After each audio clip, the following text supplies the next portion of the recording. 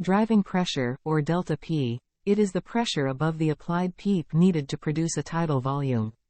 It arises from the elastic forces during tidal inflation. Factors affecting driving P, tidal inflation magnitude and the elastances of both the lung and chest wall. Driving pressure can be expressed as tidal volume divided by compliance of the respiratory system. Impact of ARDS. Specific elastance of the baby lung remains unaffected by ARDS. Thus, increased overall lung elastance indicates a decrease in lung volume. Calculation in intubated patients, plateau pressure, that is P-plat, minus total PEEP. This is accurate in passive patients but can be skewed in patients on assisted ventilation due to respiratory muscle effects.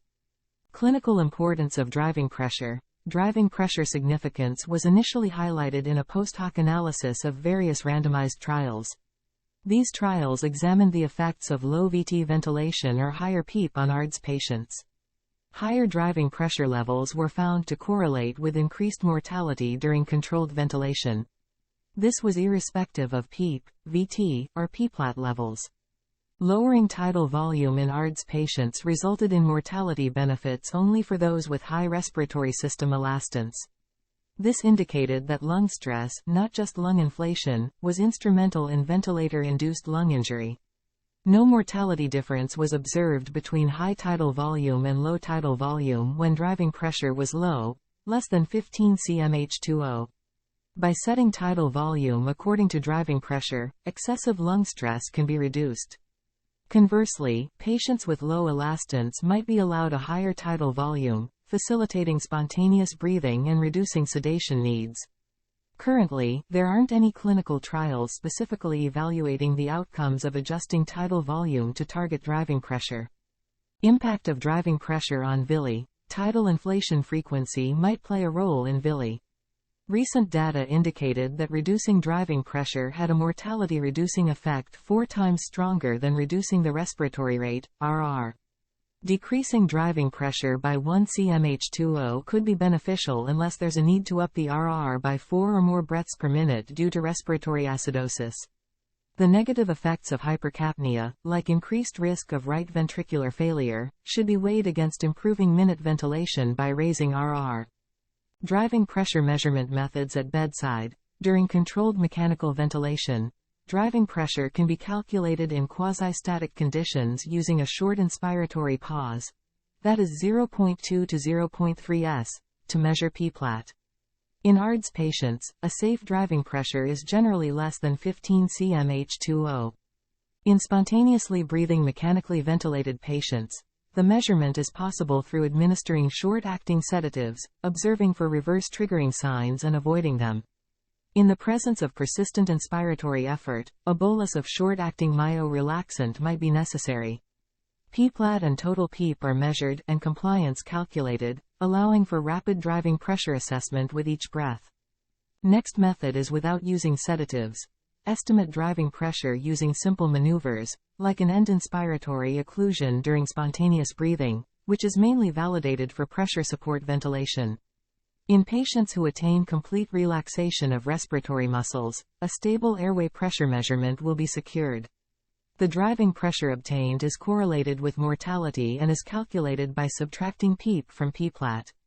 Challenges might arise in measuring P-plat in patients with active expiratory efforts and significant respiratory muscle effort. A third approach considers the resistive forces generated during inspiration.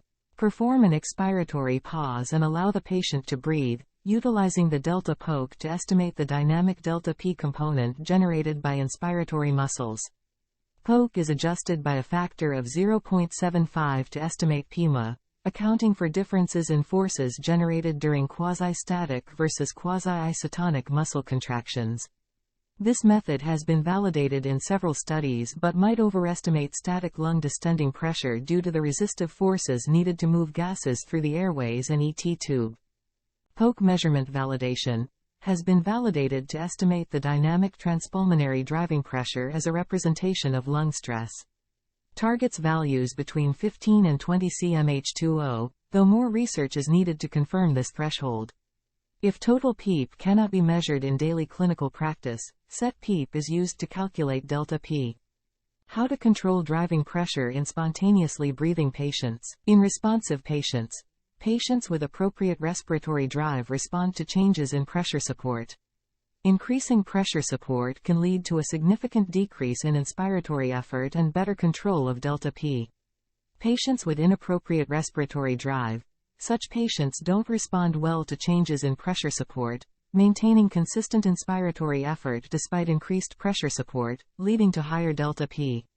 Some patients may respond to an increase in PEEP, inhibiting respiratory drive due to the Herring-Brewer reflex. Inducing slight alkalosis and increasing FiO2 to reach normal PaO2 levels might be beneficial. A simulation analysis indicated that extracorporeal carbon dioxide removal might be helpful, especially for patients with higher alveolar dead space fraction or lower compliance, and those treated with more CO2 extraction. This idea warrants further investigation in clinical trials. Sedatives. If the above strategies don't work, the administration of sedatives might be considered. Short-acting sedatives are preferable in such cases. Neuromuscular blockade. If delta P cannot be controlled using the methods above, partial neuromuscular blockade can be considered. This approach can facilitate lung protective ventilation in sedated patients, reducing delta place and the work of breathing. Limitations in assessing the risk of VILI using driving pressure. Physiological perspective. Ideally, transpulmonary pressure should be measured to assess the risk of VILI. In practice, driving pressure is more frequently measured because of its convenience at the bedside. Recent observational study. A study on ARDS patients showed that transpulmonary pressure did not provide a superior prediction for 60-day mortality compared to driving pressure. This indicates that the chest wall driving pressure might also correlate with disease severity and patient outcomes. Compliance of the chest wall. If the compliance of the chest wall remains relatively constant during an ICU stay, differences observed in driving pressure may indeed reflect changes in transpulmonary pressure. Take-home message. Driving pressure might be the most crucial single variable linked to mortality in ARDS patients. It takes into account both disease severity and ventilator settings. Personalized medicine emphasizes that a single tidal volume size isn't universally ideal. Using driving pressure as a guide, tidal volume can be adjusted according to individual lung sizes, potentially leading to better patient outcomes. This approach, however, still requires validation through well-structured randomized trials.